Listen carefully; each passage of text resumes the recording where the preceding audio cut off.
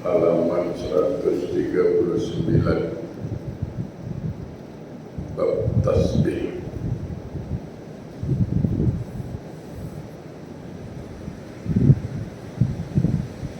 Al-Baqi menuturkan dari Muhammad bin Al-Fadil, dari Muhammad bin Ja'far, dari Ibrahim bin Yusuf, dari Muhammad bin Al-Fadil Al-Tabbi, dari Marah bin Al-Qaqqa, dari Abu Zur'ah,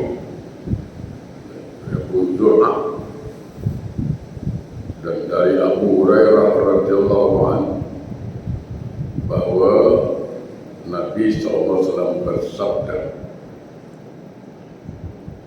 kalimatani khafifatani 'ala lisan saqilatani fil mizan habibatani ila rahman subhanallah wa bihamdi subhanallahil azim wa bihamdi subhanallah.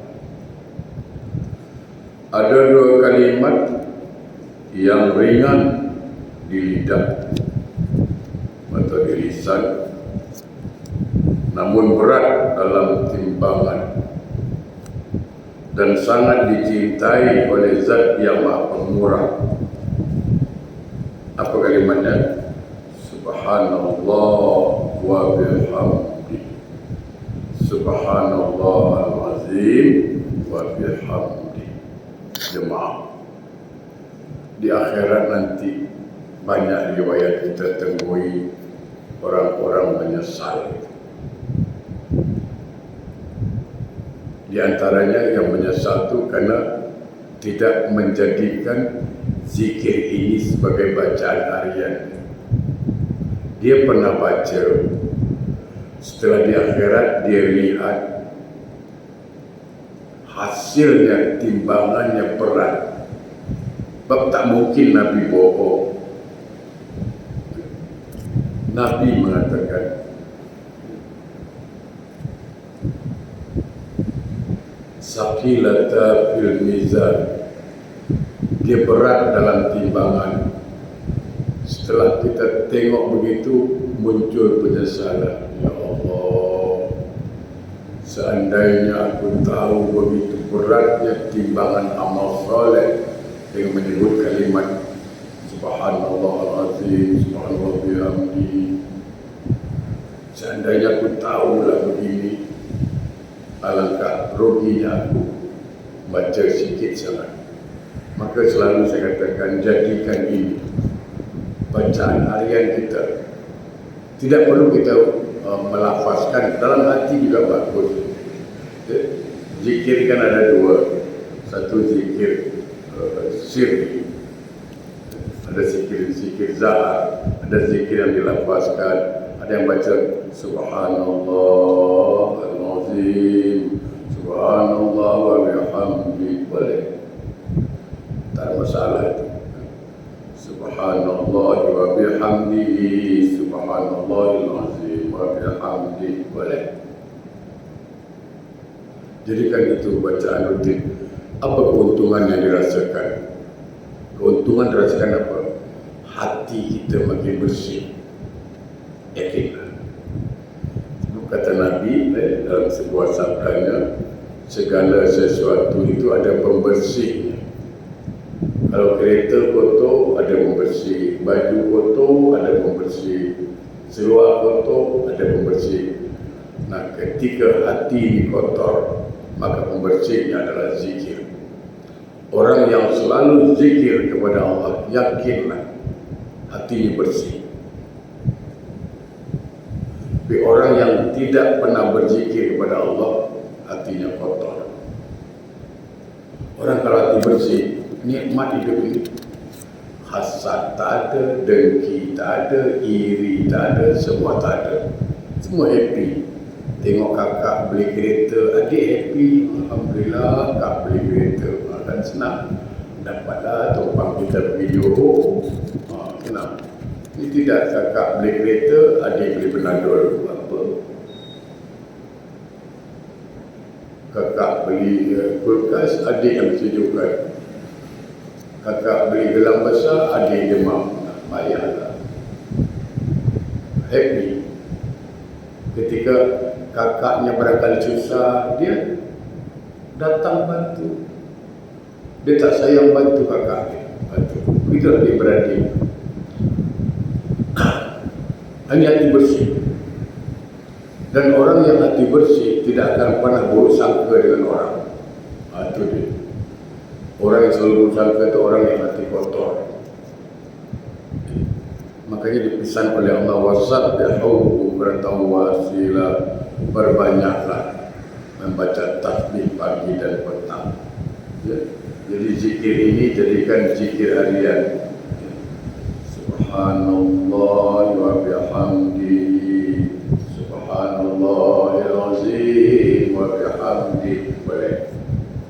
Subhanallah wa bihamdihi, subhanallahil azim wa bihamdihi. Boleh. Atau ada yang baca subhanallah azim, subhanallah wa bihamdihi. Boleh, tak ada masalah itu. Okay. Dan zikir ini sangat dicintai oleh Allah. Kenapa?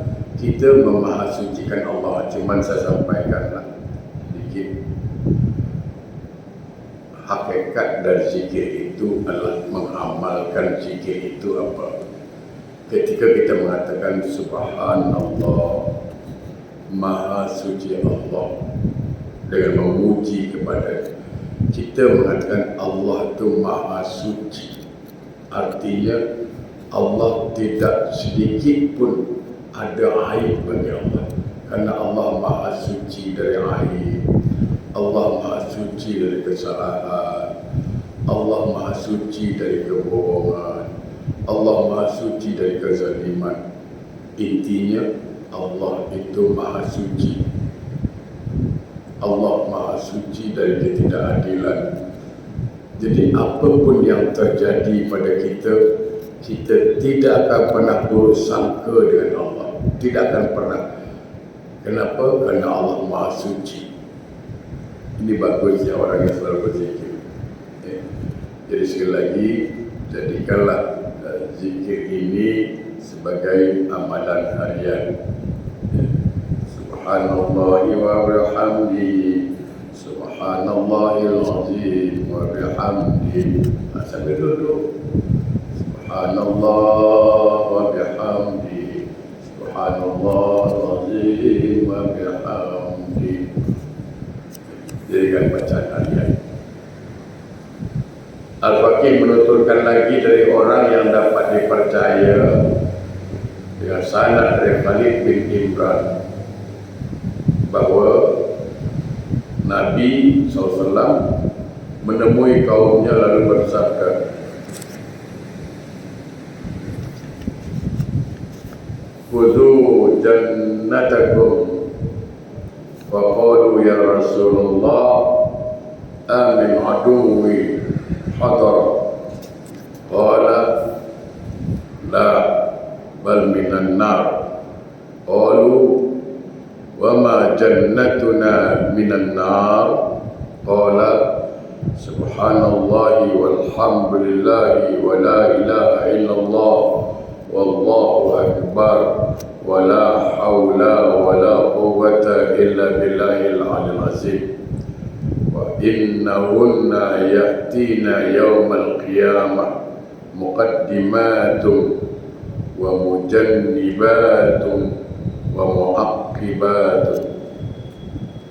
Apa kata Nabi? Dia menemui para sahabatnya, siapkanlah perisaimu atau bentengmu, atau dalam bahasa kita, siapkanlah, jaga badanmu itu, pagarlah badanmu itu, bentengilah dia.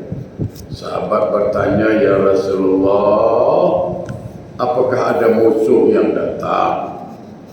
Nabi menjawab, tidak. Namun perisai yang dimaksud, benteng yang dimaksud adalah benteng dari api neraka. Para sahabat bertanya, apakah perisai kami dari api neraka itu? Beliau menjawab, Subhanallah walhamdulillah wa la ilaha illallah wallahu akbar wa la hawla wa la quwwata illa billahil aliyyil azim.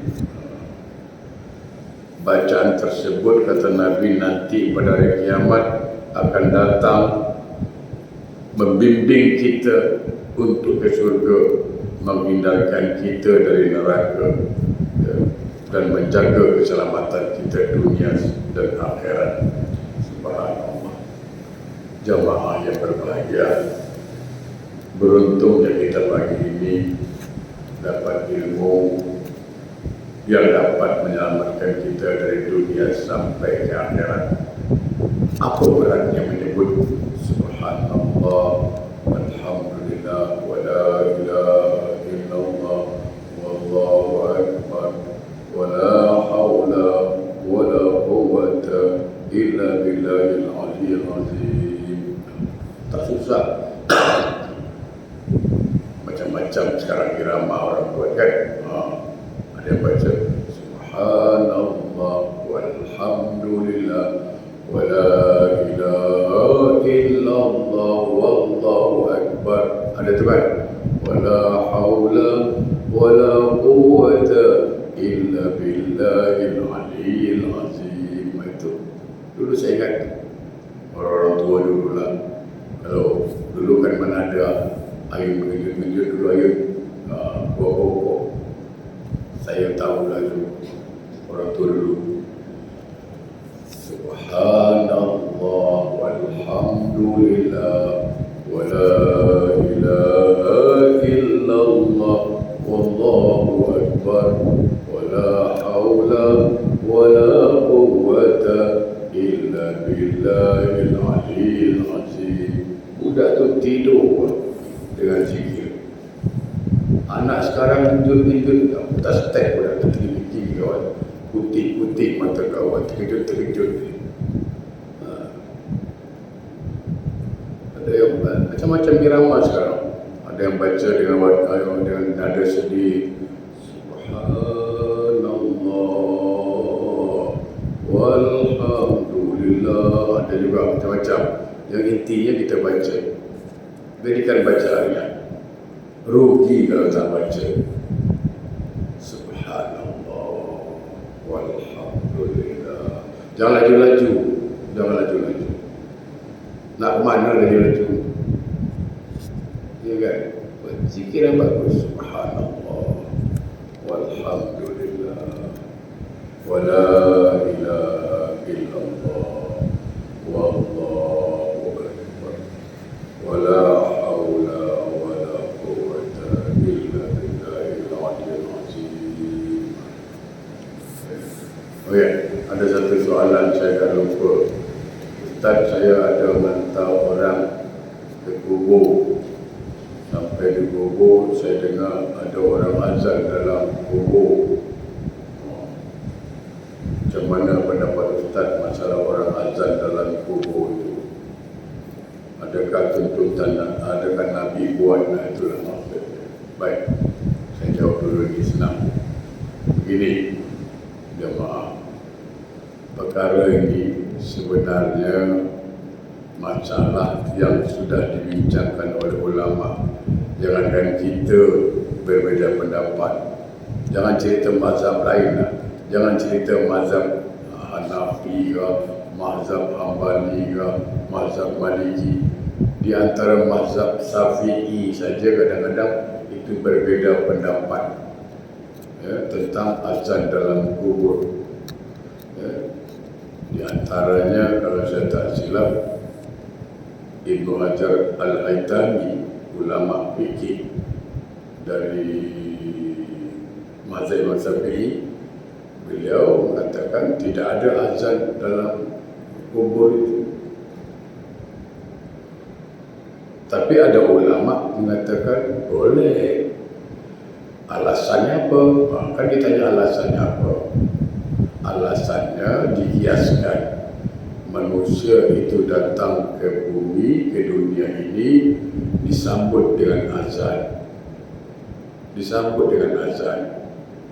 Maka ketika dia tinggalkan dunia ini, marilah kita hantar dengan azan. Itulah kiasnya.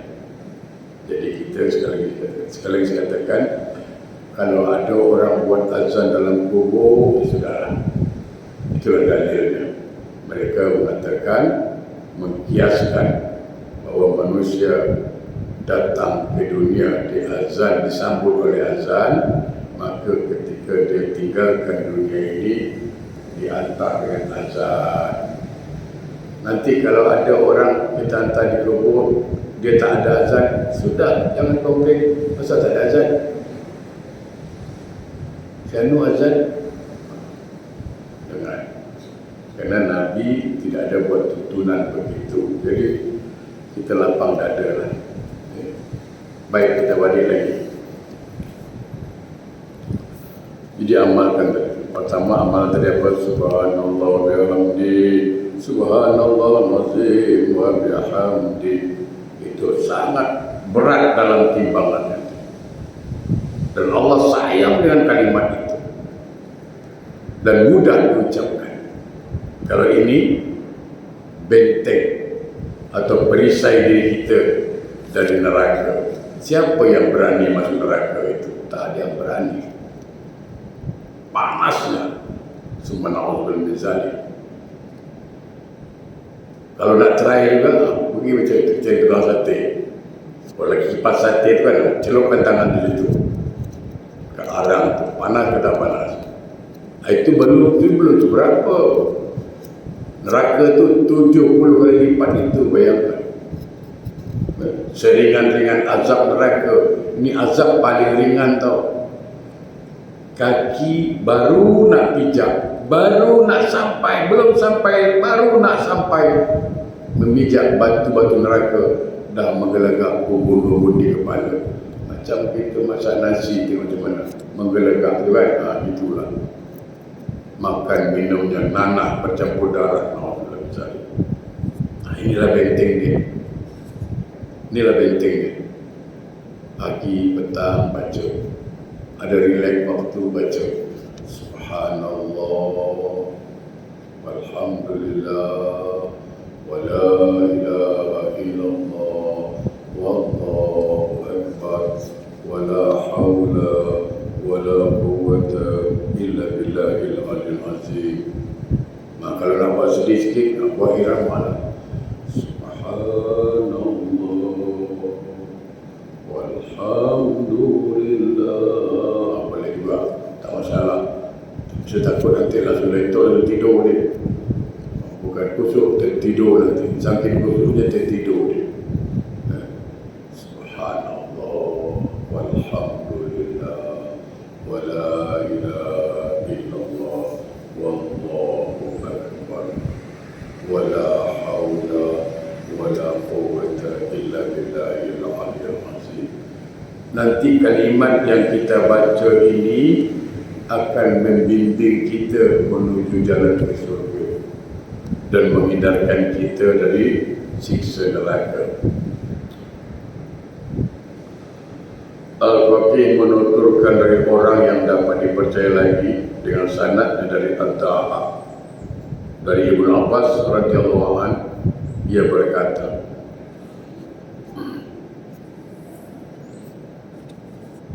Ja'a Israfil alaihissalam ila Nabi sallallahu alaihi wasallam. Malaikat Israfil datang kepada Nabi dan berkata, Qul ya Muhammad, subhanallah walhamdulillah wa la ilaha illallah wallahu akbar wa la hawla wa la quwwata illa billahil aliyyil azim. Adada ma alimallahu ta'ala wa zinata ma alimallahu ta'ala wa mil'a ma alimallahu ta'ala. Faman qalaha marratan kataballahu lahu khamsa khisal kutiba minaz zakirin Allah katsira وكان أفضل من ذكره بالليل والنهار وكان له غرساء في الجنة وتحاتت عنه ذنوبه كما يتحات ورق الشجر اليابس ونظر الله إليه ومن نظر إليه لم يعذبه. Apa kata malaikat Israfil? Ya Muhammad, wahai Muhammad, bacalah, ucapkanlah Subhanallah walhamdulillah wa la ilaha illallah wallahu akbar wa la hawla wa la quwwata illa billahil aliyil azim. Adada ma'alimallahu wa zinata ma'alimallahu wa mil'a ma'alimallahu. Siapa membaca ini, dikatakan apa? Barang siapa mengucapkannya satu kali saja, maka Allah akan mencatatnya 5 macam. 5 perkara Allah catat. Dibaca sekali saja. Sekali dibaca. Sekali saja dibaca. Subhanallah walhamdulillah wa la ilaha illallah wallahu akbar wa la hawla wa la quwwata illa billahil aliyil azim. Adada ma alimallahu ta'ala wa zinata ma alimallahu ta'ala wa mil'a ma alimallahu ta'ala. Cukup. Baik.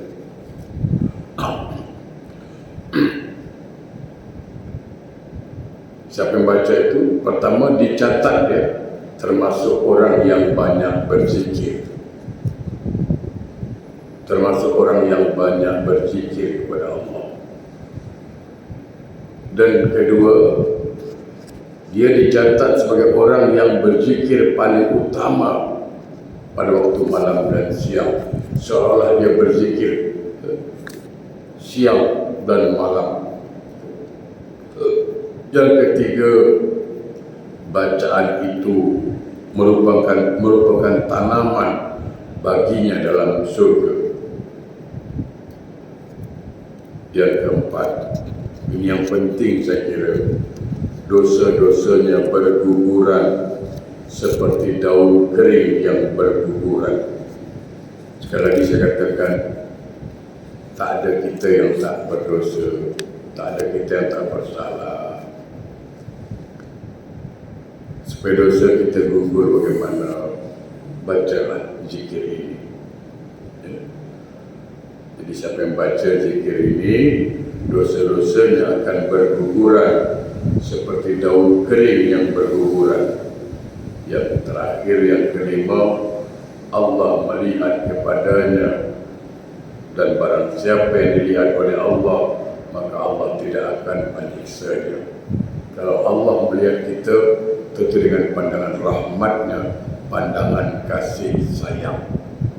Dan itu yang kita harapkan. Kalau Allah dah pandang kita dengan pandangan kasih sayang, pertama, apa untungnya? Pasti Allah ampunkan dosa kita. Itu pasti.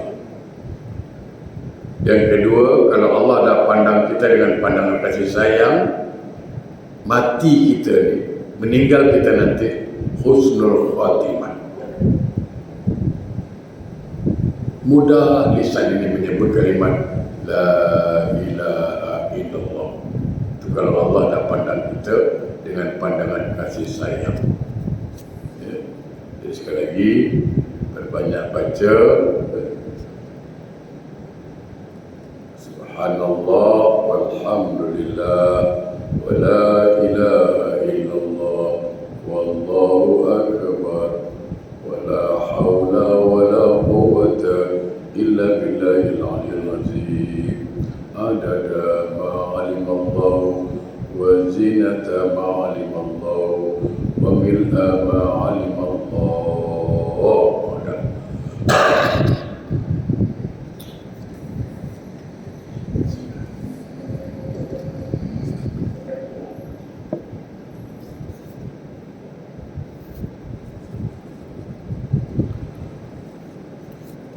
Jamaah yang berbahagia, diriwayatkan dari Ibnu Abbas radhiyallahu anhu, ia berkata tentang sejarah, sesungguhnya ketika Allah menciptakan Ars itu pusat kekuasaan Allah. Allah memerintahkan kepada para malaikat untuk mengangkat Ars itu. Jadi ada malaikat yang tugasnya mengangkat Ars. Maka para malaikat itu merasa berat ketika mengangkat Ars itu. Terasa berat. Lalu Allah menyuruh mereka dengan mengilhamkan membaca Subhanallah. Ingat. Jadi Subhanallah itu adalah tasbihnya para malaikat. Ketika malaikat membaca Subhanallah, Subhanallah, terasa ringan beban itu. Ars yang dipikul terasa ringan. Subhanallah. Maka malaikat membaca terus. Semakin dibaca, semakin ringan. Semakin dibaca, semakin ringan. Maka malaikat tetap baca, selalu terus baca Subhanallah, Subhanallah, Subhanallah, Subhanallah. Dibaca terus sampailah pada zaman Nabi Adam AS diciptakan. Ketika Nabi Adam AS diciptakan, Nabi Adam bersin. Ucapan pertama Nabi Adam apa? Alhamdulillah. Lalu para malaikat menjawab, Yarhamka Rabbuk. Lalu malaikat mendengar kalimat Alhamdulillah ini, dia tertarik juga, ini kalimat bagus. Hadza kalimat thayyibah. Ini bagus kalimat ni. Kita tak pernah dengar ni. Macam kalau kita sambung, maka disambung hari itu. Subhanallah walhamdulillah. Jadi tasbih itu adalah ucapan malaikat. Nabi Adam menyebut alhamdulillah ketika dia bersih. Maka malaikat baca subhanallah, disambung subhanallah walhamdulillah. Sampailah kepada Nabi Adam mengutus Nabi Ibrahim alaihissalam, diperintahkan untuk berkorban, kemudian diganti dengan kibas. Ketika Nabi Ibrahim melihat yang disembelih itu kibas, Nabi Ibrahim kagum dan gembira. Lalu beliau mengatakan Allahu Akbar, Allahu Akbar. Kemudian malaikat berkata lagi, ini kalimat bagus ini, kalimat bagus. Maka disambung subhanallah walhamdulillah wala ilaha illallah wallahu akbar. Jadi saya sambung sedikit, ulang balik. Subhanallah itu kalimat dari malaikat, dibaca terus sampai zaman Nabi Adam, dibaca terus subhanallah, subhanallah walhamdulillah, subhanallah walhamdulillah, dibaca terus sampai zaman Nabi Nuh, manusia yang pertama syirik itu. Maka Allah perintahkan pada Nabi Nuh untuk menegakkan kalimat la ilaha illallah. Maka ini kalimat pun bagus, mereka sambung subhanallah walhamdulillah wa la ilaha illallah sampai pada zaman Ibrahim alaihissalam. Ketika Nabi Ibrahim melihat yang disembelih bukan anaknya tapi kibas, maka beliau mengucapkan kalimat takbir Allahu Akbar. Lalu malaikat pun mendengar, ini pun kalimat bagus, ini hadza kalimat thayyibah, ini bagus. Maka disambung subhanallah walhamdulillah wa la ilaha illallah wallahu akbar. Disambung. Semakin ringan beban yang dipikul itu. Nah, Nabi mendengar cerita ni, ini cerita Jibril dengan dia ni, ini cerita pada Nabi. Setelah Nabi dengar cerita dari Jibril, maka Nabi kata apa? La haula wa la quwwata illa billahil aliyyil azim. Kalimat ini pun didengar oleh malaikat. Azar kalimat thayyibah ini pun kalimat bagus ni. Kalau bahasa kita ni cantik punya kalimat ni. Mari kita sambung. Akhirnya disambung. Sempurna kalimatnya subhanallah walhamdulillah wa la ilaha illallah wallahu akbar wa la hawla wa la quwwata illa billahil aliyyil azim. Subhanallah itu kalimat dari malaikat. Alhamdulillah kalimat dari Nabi Adam. La ilaha illallah itu perintah Allah pada Nabi Nuh. Allahu Akbar itu kalimat yang diucapkan oleh malaikat oleh Nabi Ibrahim. La haula wa la quwwata illa billahil azim itu kalimat diucapkan oleh Rasulullah sallallahu alaihi wasallam. Apa kelebihannya? Jemaah, semua kita mesti ada masalah. Masalah rumah tangga, masalah kerja, masalah anak, macam-macam masalah sekarang. Banyaklah baca subhanallah walhamdulillah wa la ilaha illallah wallahu akbar wa la hawla wa la quwwata illa billahil aliyyil azim. Semakin sering kita baca, semakin selalu kita baca, semakin ringan beban masalah kita rasakan. Bukan berarti tak ada masalah, ringan. Kalau masalah dah ringan, kita senang cari jalan keluar, tak gabrak. Kadang-kadang masalah tu kecil, kita yang besar-besarkan. Padahal selalu saya katakan, sebesar apapun masalah kita, sebesar apa pun masalah kita, kita kan punya Allah yang maha besar, yang hari-hari kita sembah. Kita angkat tangan pada dia, menunjukkan apa ketidakmampuan kita. Angkat tangan, Allahu Akbar, Allah maha besar. Kalau dah Allah maha besar, yang lain kecil, termasuklah masalah kita, termasuk masalah kita. Apapun masalah dia, ngadu dengan Allah. Ustaz, saya ngadu tak tahu cakap Arab, cakap Melayu. Wah, tak ada masalah.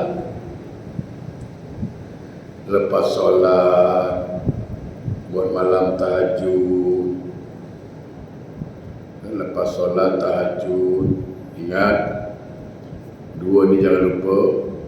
3, sebelum berdoa istighfar dulu. Astagfirullah. Sebelum nak menyampaikan sesuatu dengan Allah, lalu baca alhamdulillahirabbil alamin. Itu minimal alhamdulillahirabbil alamin. Allahumma salli ala sayyidina Muhammad. Itu minimal itu.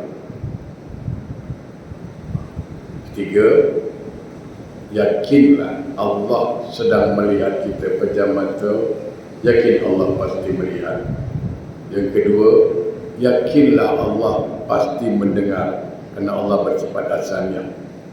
Nah, setelah baca istighfar, alhamdulillah, salawat Nabi, sampaikan, ya Allah, aku hamba-Mu. Cakap, aku punya suami selalu pergi Batam. Itu dia.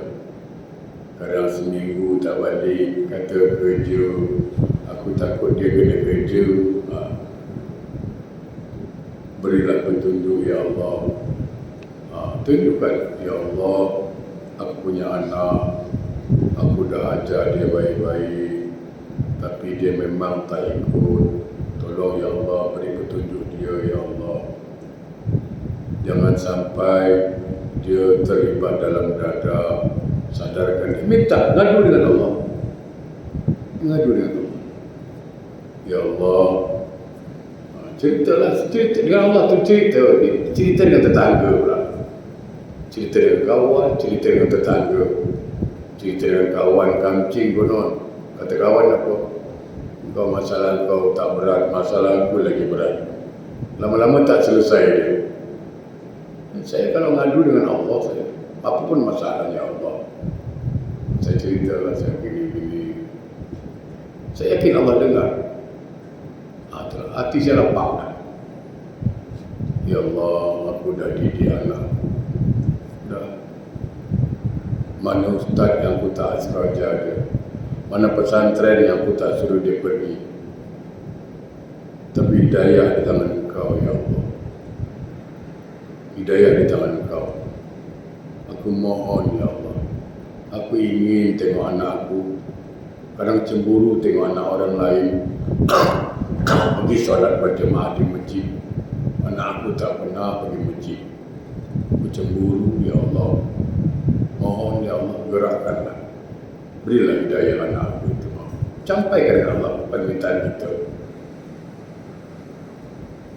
Bagi Allah mudah. Orang jahat, sejahat apapun boleh jadi baik, ya kan? Orang jahat, sejahat apapun boleh jadi baik. Apalagi doa amak. Jangan main-main, mahal tu.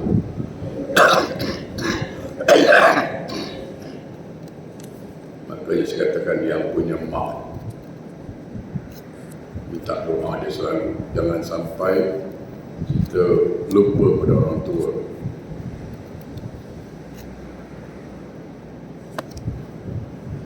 Ambil sikit lagi. Diriwayatkan dari Ibnu Mas'ud radhiyallahu anhu, ia berkata, sesungguhnya Allah membagi di antara kamu akhlakmu sebagaimana Allah membagi rezeki. Allah mengaruniakan harta kepada orang yang dicintainya maupun orang yang tidak dicintai. Apabila Allah mencintai seseorang, maka Allah mengaruniakan iman kepadanya. Barang siapa merasa sayang untuk menafkahkan hartanya, atau takut untuk berperang dengan musuh, atau merasa berat untuk beribadah di waktu malam, maka hendaklah ia memperbanyak baca ucapan La ilaha illallah wallahu akbar wa subhanallahi walhamdulillah. Ini dia. Jadi kata Ibnu Mas'ud, Allah memberikan harta itu pada orang yang dicintai Allah, dan orang yang Allah tak cinta pun Allah kasih. Allah kasih harta. Dia solat ke tak solat, Allah kasih harta. Cuma pada orang yang Allah sayang, Allah berikan keimanan, Allah berikan hidayah, sehingga dia mudah dengan harta itu, dia mudah berinfak, dia mudah nolong orang, dia mudah buat ibadah ke mana pun dia nak umrah, dia boleh. Nah, barang siapa yang ketika ada rasa sayang nak berinfak, rasa sayang nak bersedekah, malas nak buat ibadah, malas bangun malam, maka pesan Ibnu Mas'ud, bacalah banyak-banyak La ilaha illallah wallahu akbar wa subhanallahi walhamdulillah. Banyak-banyak baca La ilaha illallah wallahu akbar wa subhanallahi walhamdulillah. Mudah-mudahan dia menjadi orang yang tidak lagi malas beramal, dia suka menderma. Baik, saya kira dulu, insyaAllah kita jumpa lagi Jumaat depan. Saya memang agak penat kerana semalam sampai dari Bengkalis. A'udzubillahi minasyaitonirrajim. Bismillahirrahmanirrahim. Alhamdulillahi Rabbil Alamin. Allahumma salli ala Sayyidina Muhammad wa ala ali Sayyidina Muhammad. Allahumma arinal haqqa haqqa warzuqna ittiba'ah wa arinal batila batila warjinabah. Ya Allah, kami mohon padamu, Ya Allah, tunjukkan, Ya Allah, yang benar itu memang benar, Berilah kami kekuatan untuk melaksanakan kebenaran itu, dan tunjukkan yang salah itu memang salah. Berilah kami kekuatan untuk meninggalkan kesalahan itu dengan rahmat dan hidayah-Mu. Allahumma a'inna ala zikrika wa syukrika wa husna ibadatik ya Allah. Bantulah kami ya Allah untuk selalu berzikir menyebut nama-Mu. Jauhkanlah lisan kami dari berkata kotor. Jauhkan lisan kami dari berkata maksiat. Basahkanlah lisan ini dengan selalu berzikir menyebut nama-Mu. Allahumma ya Allah ya Rahman ya Rahim. Bantulah kami ya Allah untuk selalu menjadi hamba yang pandai mensyukuri nikmat-nikmat. Hindarkan kami orang yang ingkar akan nikmat. Ya Allah, bantulah kami ya Allah untuk selalu memperbaiki akhlak kami, memperbaiki amal-amal ibadah kami. Allah, ampunkan segala dosa dan kesalahan kami dan dosa kedua orang tua kami dan orang-orang yang kami sayangi. Satukan kami kembali ya Allah di akhirat nanti, di surga yang penuh nikmat. Allah, selamatkan rumah tangga kami, selamatkan pasangan hidup kami, selamatkan anak-anak kami dan cucu kami. Hindarkan kami semua dari segala maksiat, jauhkan kami dari segala musibah. Rabbana atina fid dunya hasanah wa fil akhirati hasanah wa qina azabannar. Walhamdulillahi rabbil alamin. Assalamualaikum warahmatullahi wabarakatuh.